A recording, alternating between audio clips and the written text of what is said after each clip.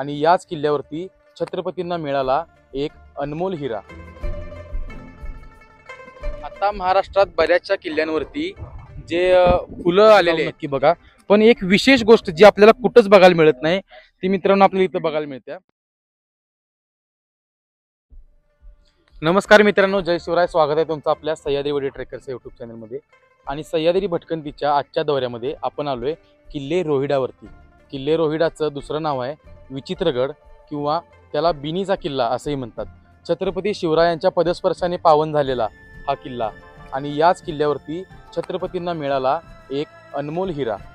आता तो हिरा काय आहे, तो हिरा कोण आहे हे आपण वरती गेल्यानंतर सांगणार आहोत। तर विचित्रगड म्हणजेच रोहिडाचा आपण ट्रेक या रस्त्याने सुरू करत आहोत। चला बघूया।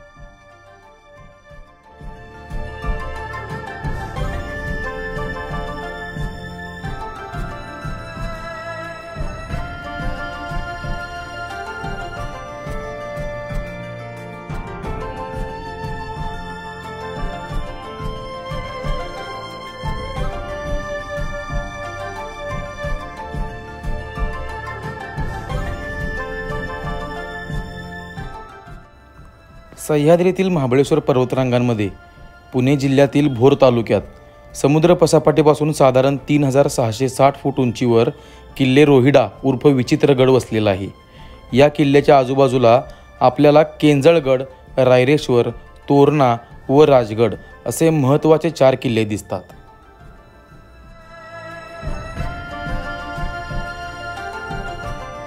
आता आपण आलोय किल्ले रोहिडा उर्फ विचित्रगडच्या पायथ्याला। म्हणजे मगाशी आपण किल्ल्याचं जे बेस विलेज आहे बाजारवाडी या गावामध्ये आपण गाडी पार्किंग केली। पुण्यातून आपण खेड शिवापूर मार्गे शिरवळमध्ये येऊन शिरवळमधून उजवीकडे वळण घेऊन आपण भोरमध्ये आलो।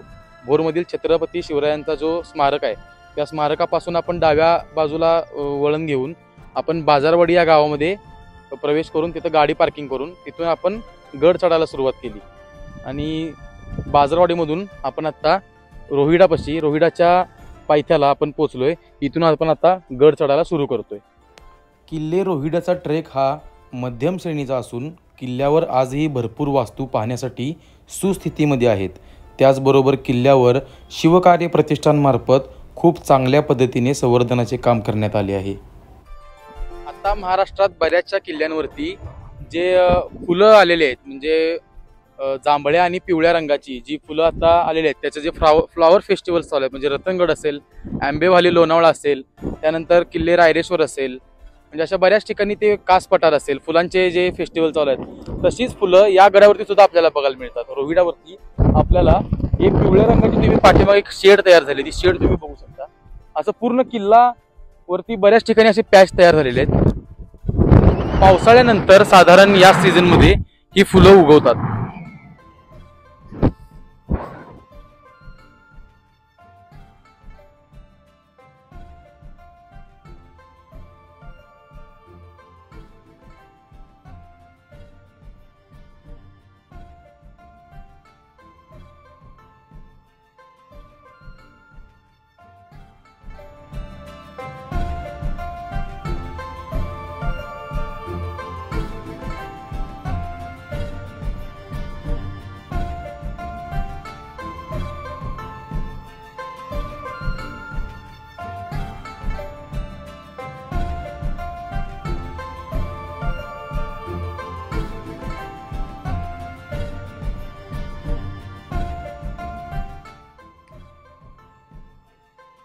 साधारण 1 ते 1.5 तासाचा ट्रेक करून त्या पायवाटेने पूर्णपणे या किल्ल्यावर येण्यासाठी पायरी कुठेही आपल्याला दिसत नाही, पूर्णपणे मळलेली वाट आपल्याला बघायला मिळते। तो 1 ते 1.5 तासाचा ट्रेक करून आपण या गडाच्या पहिल्या दरवाजावरती पोहोचलोय ज्याचं नाव आहे गणेश दरवाजा।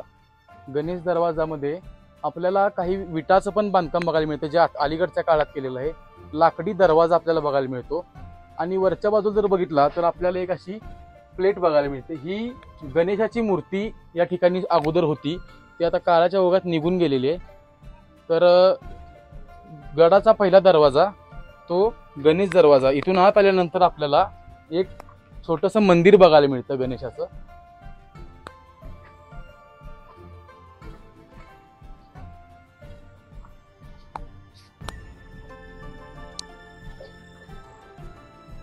गणेश दरवाजापासून थोडे 25 ते 30 पायऱ्या चढून समोर आल्यानंतर आपल्याला या गडाचा दुसरा दरवाजा बघायला मिळतो. दुसऱ्या दरवाजावर आपण बघू शकता दरवाजा नाही आहे, इथं आपल्याला दगडी कमान फक्त बघायला मिळते.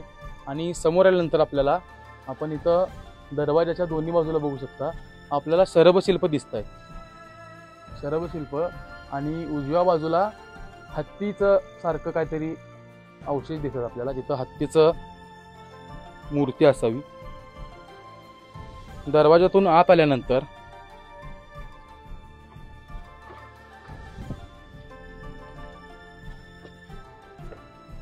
उजव्या बाजूला आपल्याला लगेचच एक पाण्याचं टाकं बघायला मिळतं. म्हणजे इथं काम करणाऱ्या, इथं सेवेत असणाऱ्या मावळ्यांना पिण्याच्या पाण्याची सोय त्यावेळेला इथे ठिकाणी केली गेली होती.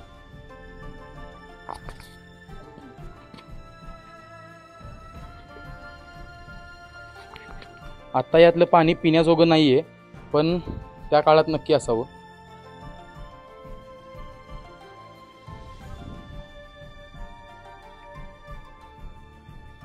आणि इथूनच वर गेल्यानंतर तेवढंच अंतर, म्हणजे अजून इथून एक 25-30 पायऱ्या वर गेल्यानंतर आपल्याला या किल्ल्याचा तिसरा दरवाजा बघायला मिळतो. दुसऱ्या दरवाजातून वर आल्यानंतर लगेचच उजव्या हाताला आपल्याला पहिला बुरुज बघायला मिळतो. त्याचं नाव आहे फतेह बुरुज. त्याचं छत जे आहे ते पडलेलं आहे आता, पण बुरुज चांगल्या स्थितीमध्ये.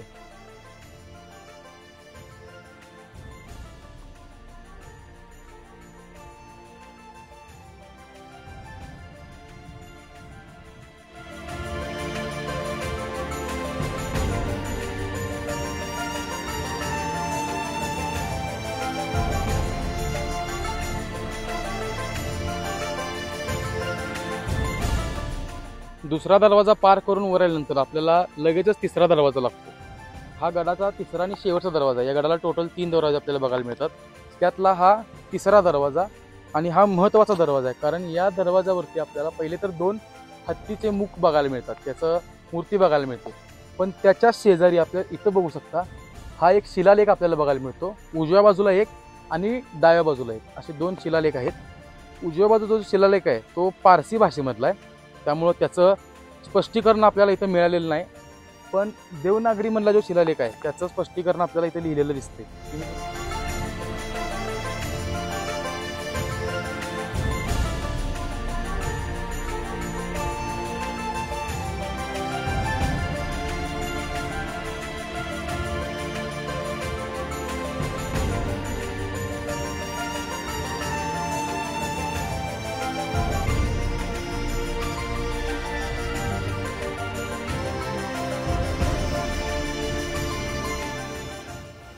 किल्ल्याच्या तिसऱ्या दरवाजातून आत गेल्यानंतर सर्वात पहिले आपल्याला हनुमानाचे मंदिर बघायला मिळते. मंदिर पूर्वी पूर्ण पडलेल्या अवस्थेत होते, पण काही दुर्ग संवर्धक संस्थांकडून व पुरातत्व खात्याकडून त्याचे पुनर्बांधणीचे काम करण्यात आले आहे.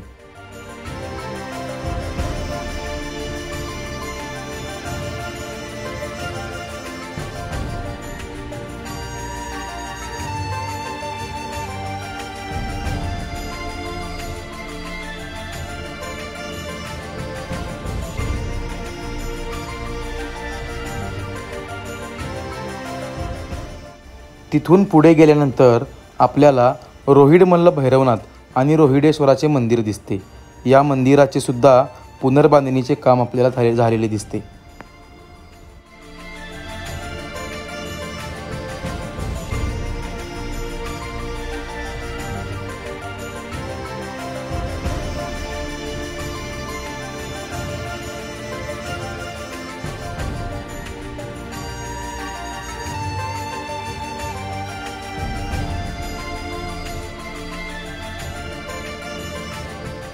गडावरचे 3 दरवाजे आपण बघितले, हनुमानाचं मंदिर बघितलं, त्यानंतर थोड्या दगडांमध्ये कोरलेल्या ज्या पिंडी आहेत त्या आपण बघितल्या, त्यानंतर आपण रोहिडेश्वराचं मंदिर बघितलं.